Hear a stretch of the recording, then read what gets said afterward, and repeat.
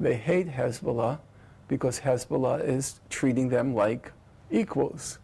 But on the other hand, they have a huge amount of respect for Hezbollah because Israel is a very, it's a Spartan society, a martial society.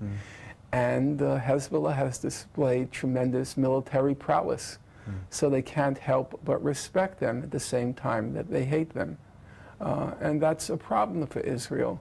I've said, people don't like it, but I've said Hezbollah is in many ways not only the hope for the Arab world, but it's the greatest hope for Israel. Because the moment Israel realizes it doesn't have a military option, then it will begin to negotiate a reasonable settlement. And that's good for Israel.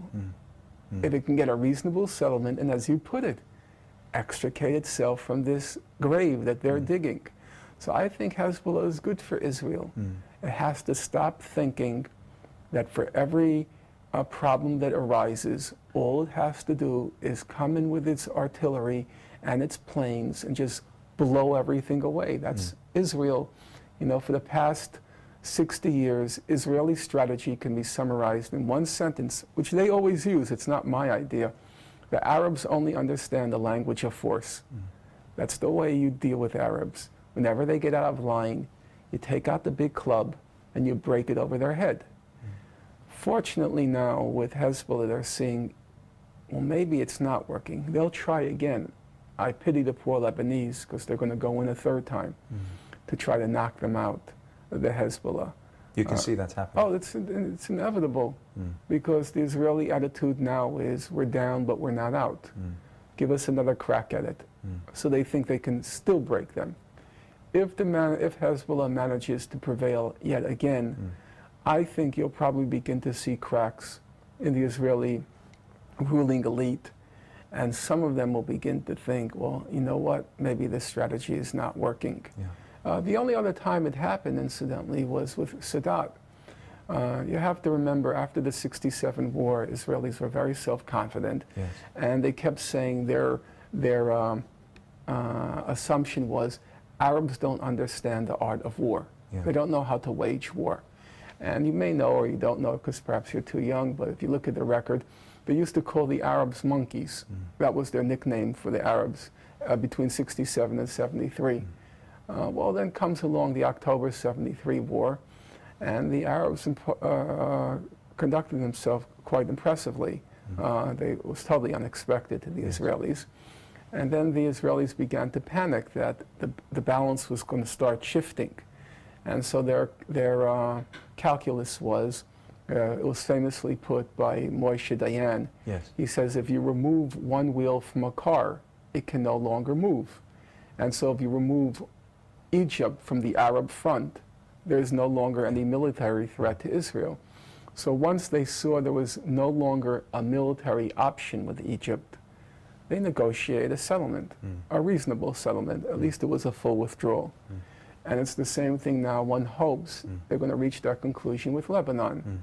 And they're already beginning to see there's no military option with Iran.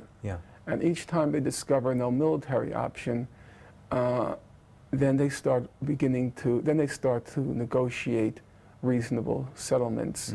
Of course, there are others there who say, no, we're going to give it another try. I'm going to come back to the whole region and the issue of Iran and the such. However, before that, you mentioned something in regards with how the world, or particularly Israel and the Israelis, perceive the Palestinians, and they see the people and the government all in one block. Now, and you identify that, and I would agree that this is a grave, grave mistake. However, let's look from the other side. In terms of perceiving or looking at Israel and the Israeli people and the government, is it also correct to separate the two, the government from the people, or are they one and the same? I mean, how would one from the outside perceive Israel? Well, the government does, in its general posture towards the Arab world, the government does have a lot of support. There's no question about that, and we shouldn't fool ourselves about it. On the other hand, Israelis are like most other people. Once you begin to show them that the policies being pursued are not in their interest, then they'll probably start to think otherwise. And You saw signs of it during the first Intifada. Yes. There were shifts in public opinion in Israel. Didn't go far enough before the Intifada was defeated. But you have to show Israelis that there is a reasonable settlement to extricate themselves. And two, you have to show them that it's in their interest to do it, which means you have to give them a hard time.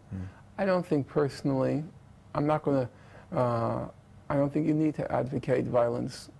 I'm not, in principle, of course, you have the right to use violence so long as you're targeting combatants and not civilians. I don't think it's really necessary in the case of the occupied territories. I think it was necessary in the case of Lebanon to expel the foreign occupiers.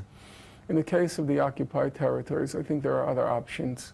For example, once they had that decision on the wall from the World Court, if they had a real leadership, which they don't, but if they did, they could have organized 1 million Palestinians with picks, hammers, gone to the wall, started knocking it down.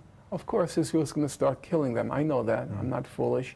And I'm not telling anyone, I'm not dispatching anyone to their deaths. Yes. But you have to remember, from 2006 to the from September 2000 to the present, already 4,600 Palestinians have been killed.